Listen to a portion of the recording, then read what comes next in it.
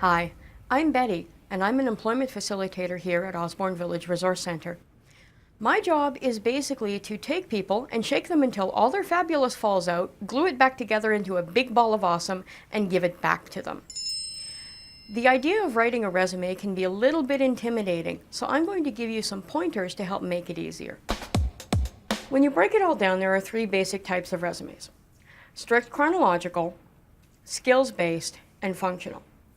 Strict chronological resumes are what you see in food service, construction, sometimes you see it in retail, and it's just a list of places where you've been. Skills-based resumes focus only on the relevant skills and abilities you want to use in your next job, with your work history as a quick overview.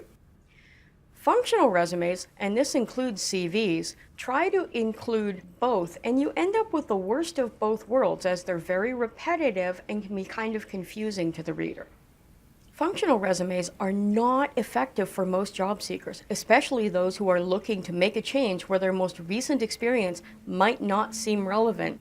The whole thing kind of turns into a turkey, chicken liver, tomato sauce, chocolate, thumbtack sandwich where none of it really goes together and it's really confusing. You have to remember, employers are going to get hundreds or even thousands of resumes. They are not going to wade through your whole life story to get that one relevant nugget of information.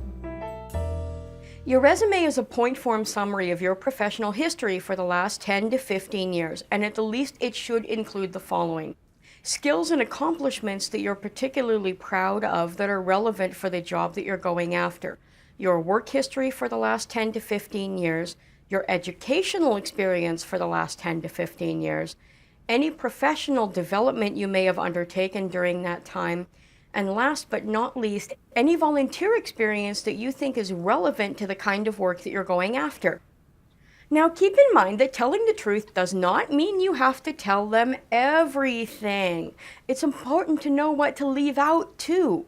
When you're writing, ask yourself, do they need to have this information in order to choose me?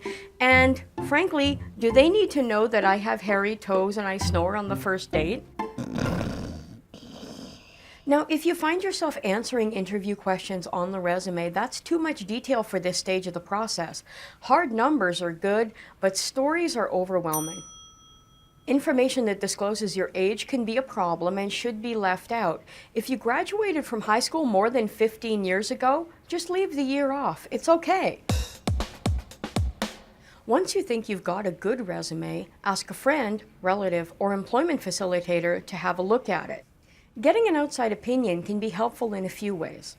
First of all, it can help you uncover skills and accomplishments that you might not have thought of or that you didn't think were relevant for where you're going. Second, it can help keep you focused on only the hard and soft skills and special accomplishments that are relevant to the job where you want to go.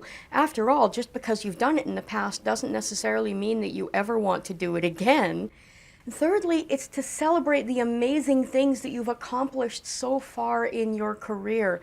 Making a work transition can be challenging, and you need cheerleaders during this process that are going to get behind you. Remember, the point of having a resume is to get you to the interview. Don't try to explain on paper something that is better explained in person. And if you need help with writing your resume, call or email us to make an appointment. That's what we do here, and we would love to help you take the next step towards finding a job you really love.